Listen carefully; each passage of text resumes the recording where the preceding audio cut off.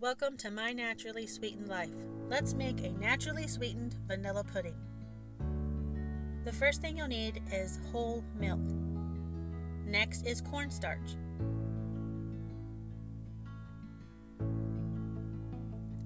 After that, we'll add 2 egg yolk,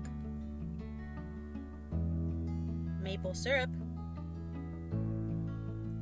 a little salt to bring out the sweetness.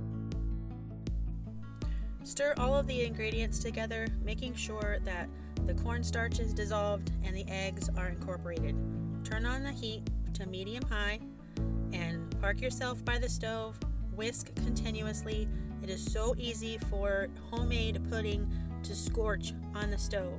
So don't get busy and leave your post. Just set everything else aside, stand there, and whisk the entire time until your pudding starts to thicken. This is the pudding at the very beginning. It's very loose. It just kind of looks almost like you poured milk into a pan. It gets a little frothy from you mixing, but just keep whisking. You don't have to do it as vigorously as I'm doing right now, but once it starts getting heated up, you do want to make sure that your whisk is scraping all the bottom of the pan so no scorching happens. Here we go. We've been stirring for quite some time, about good 8 minutes, and it's starting to thicken.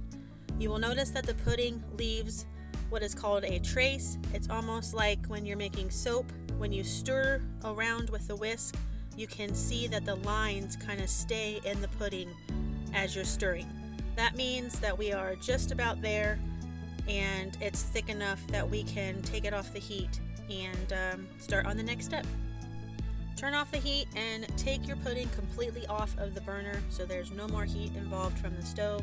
You put in a couple tablespoons of butter, and we're going to add the vanilla. Of course, you need the vanilla for the great flavor. Try to use a real vanilla extract.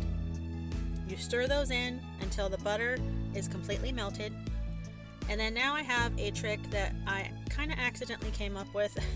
I was in a hurry one day and wanted my pudding to cool off faster, and this is how this method began. So you put some water, cold water, in the sink, and then you allow the water to come up the sides of the pan so that it's kind of like halfway on the outside of the pan. Do not get any water inside or you'll ruin your pudding.